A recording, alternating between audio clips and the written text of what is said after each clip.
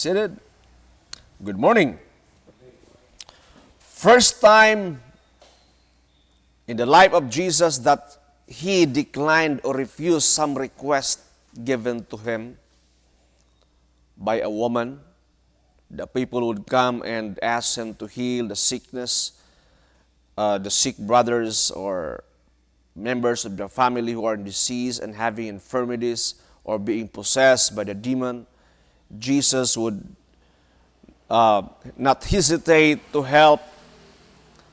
But at this time around in our gospel today, first time that I read and heard that Jesus refused and declined somebody's request.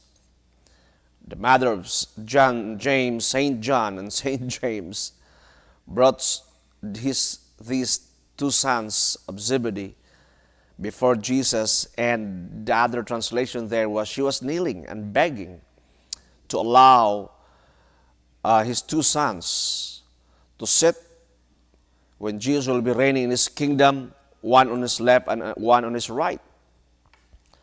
But Jesus in reply said to her, "Can you drink the cup or the chalice that I'm gonna drink?" And they answered yes. But Jesus explained further, "This place has been prepared by my Father, and it is not for me to choose or to have somebody sit on." And we all know, as the church, that it is part of the Jewish tradition or their dynasty when Solomon was allowing or preparing a seat for Bathsheba, the mother of Solomon, to be placed at his right hand.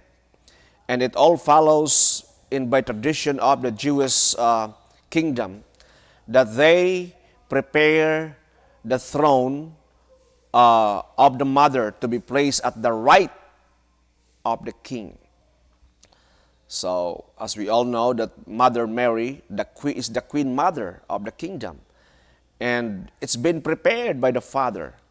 So nobody can take that place. And besides, Jesus was explaining to the mother of James and John that you do not know what you are asking.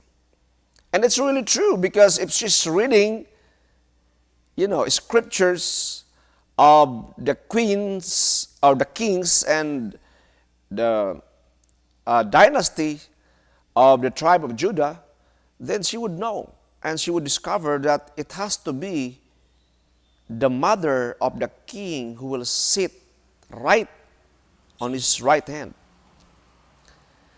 So that is why Mary is the queen, because she's the queen mother, because she deserves, and that right hand or the seat of the king, the right side of the king is only reserved to the queen mother. And there is only one mother of Jesus, and that is Mary.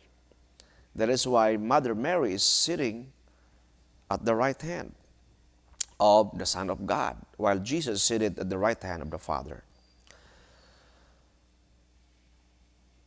What is the lesson here? The lesson is, if you want to be the greatest, so simple. Jesus gave two formula. You must be the last. And number two is you must be the servant of all. You must serve all.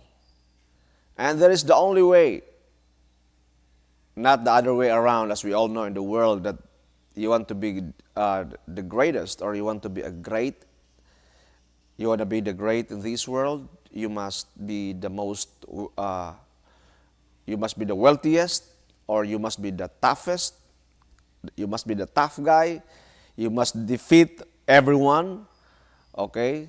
Sa boxing, sa karate, sa judo, unsa pa na diha.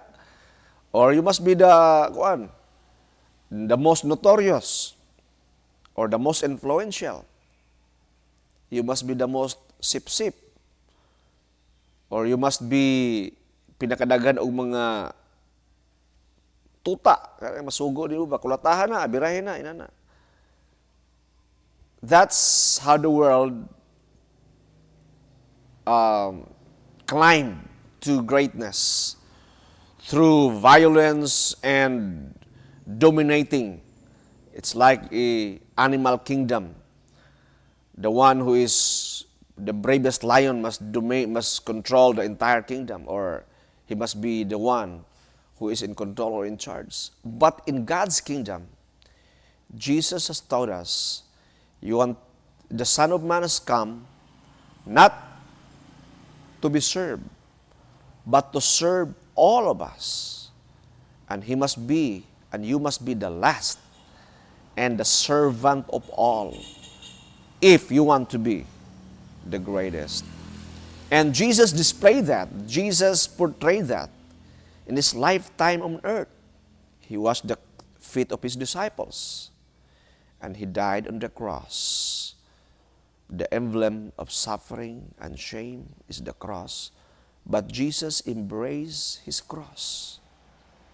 My dear brothers and sisters, as followers of Christ, we are all invited in this season of Lent, not to be great, but actually to follow the footsteps of Jesus. We must learn to hold on to our cross and embrace to it. And we must learn to love, to serve our brothers and sisters. Why? Because they deserve it. And God deserves the best from us, the best from our services. Please stand.